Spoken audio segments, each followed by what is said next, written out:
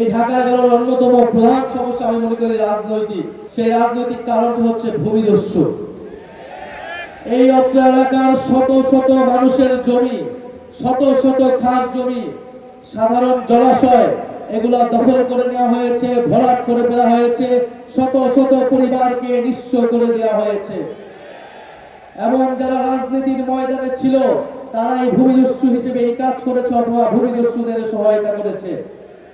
এই অত্র এলাকার গত 30 বছরের ইতিহাস হচ্ছে ভূমিদস্যুদের ভূমি দখলের ইতিহাস, জমি দখলের ইতিহাস, নদী দখলের ইতিহাস। 5ই আগস্টের আগে যারা প্রধান দুই দল হিসেবে পরিচিত ছিল তাদের এখানের স্থানীয় নেতারাই গত 30 বছর ধরে ভাগ বাটোয়ারা করে এই ভূমি দখল করেছে।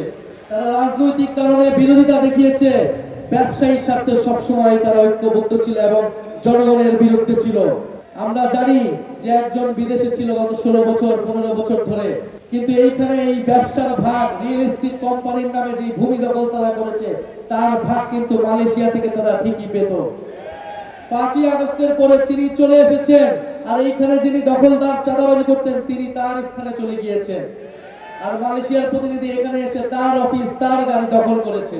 ফলে এই যে এক্সচেঞ্জ তারা করে জনগণের বিরুদ্ধে তারা সব সময় কাজ করে গিয়েছে। আগামী 12ই ফেব্রুয়ারি আমাদের সামনে সুযোগ এসেছে এই সকল ভূমিদস্যু, ভূমি দখলদার, চাঁদাবাজ, সন্ত্রাসী, ঋণ খেলাপিদেরকে পরাজিত করবার। আমরা আপনাদের সামনে ওয়াদা দিচ্ছি, কথা দিচ্ছি, এই অঞ্চলের অর্থনৈতিক বৈষম্য আমরা দূর করব ইনশাআল্লাহ।